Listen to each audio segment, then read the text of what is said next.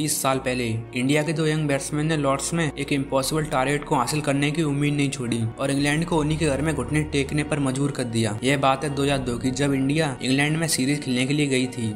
Netware series के 9 में से 5 मैच सौरभ गांगुली की कैप्टनशिप में खेले गए। उस इम्पोर्टेंट ट्राई सीरीज के फाइनल से पहले इंडियन टीम इस बात को अच्छी तरह जानती थी कि एक और इम्पोर्टेंट मैच में हार का क्या मतलब होता है। इसके बाद टॉस हुआ, इंग्लैंड ने बल्लेबाजी करने का फैसला किया और 325 रन बनाए। उस समय यह बहुत बड़ा स्कोर हुआ करता था। कप्तान नासिर हुसैन ने उस मैच में 115 रनों की शानदार पारी खेली। उससे पहले इंडिया का सक्सेसफुल ओडीआई चेस 316 रन था। इसके विपरीत इंग्लैंड की टीम अपने द्वारा सेट किए गए टारगेट पर पूरा भरोसा था कि वह इंडिया को तो आराम से हरा देंगे।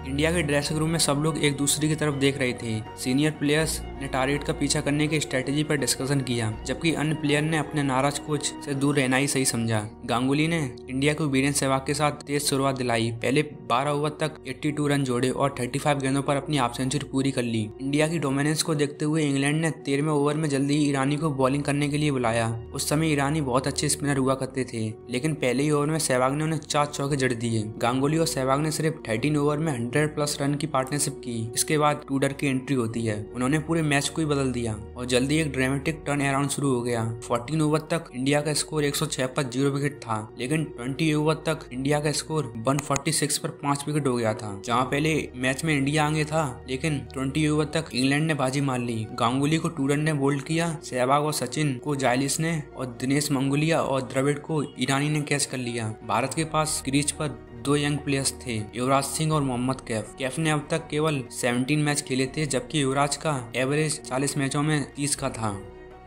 युवराज और कैफ ने 25वें ओवर की शुरुआत तक 9 ओवर में 50+ रन की पार्टनरशिप की और धीरे धीरे बाउंड्री लगाते रहे। 36 ओवर तक युवराज और कैफ अभी भी क्रीज पर थे और इंडिया को जीत की तरफ ले जा रहे थे।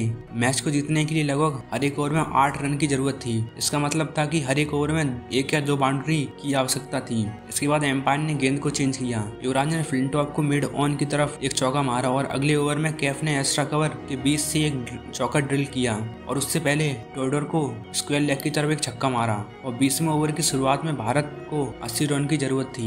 जब इंडिया 44 गेंदों में 60 रन की जरूरत थी, तब युवराज ने शॉर्ट फाइन लेग पर कॉलिन वुड को एक सिल्वर बॉल को टूडर की ओर मिस टाइम किया और युवराज आउट हो गए। युवराज का विकेट गेम चेंजर हो सकता था, लेकिन कैफ अभी भी क्रीज पर थे। इसके बाद कैफ ने अपनी हाफ सेंचुरी पूरी कर ली, लेकिन कंपनी के लिए केवल बॉलर बचे थे। हरभजन ने 15 रन बनाए। फिर फ्लिंटॉप ने हरभजन और कुंबले को 3 गेंदों के अंदर ही वापस भेज दिया और फ्लिंटॉप का सामने करने आए नए बल्लेबाज जाहिर खान क्रीज पर थे।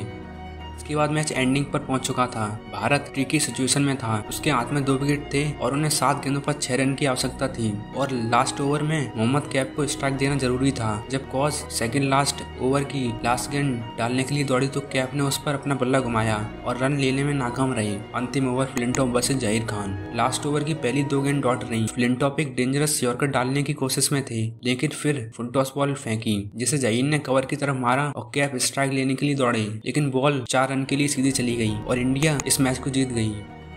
स्पेशल विन ने और भी रिमार्केबल सेलिब्रेशन को इनवाइट किया और उस सेलिब्रेशन को कौन भूल सकता है जो गांगुली ने लॉर्ड्स की बालकनी पर अपनी शर्ट उतार कर की थी। यह बदला था उस सेलिब्रेशन का जो कुछ महीने पहले मुंबई में फ्लिंटॉप ने शर्ट उतारने की सेलिब्रेशन थी, जब इंग्लैंड ने भारत के खिलाफ सीरीज को बराबर की थी। फ्लिंटॉप के कंपैरिजन में गांगुली ने अपनी शर्ट उतारना अधिक ध्यान अट्रैक्ट किया, क्योंकि यह लॉर्ड्स में था। इसे क्रिकेट का मक्का कहा जाता है। गांगुली का यह कदम इंग्लैंड प्लेयर को अच्छा नहीं लगा होगा। कैफ 87 रन बनाकर नाबाद रहे। भारत को मैच जिताने में उनका बहुत बड़ा कंट्रीब्यूशन था, जो अभी भी ओडीआईस में इंडिया का हाईएस्ट रन चेज है। और प्लेयर ऑफ द मैच का अवार्ड कैफ को दिया गया और इस मैच को इंडियन हिस्ट्री के सुनहरे अक्षरों में लिखा जाना चाहिए।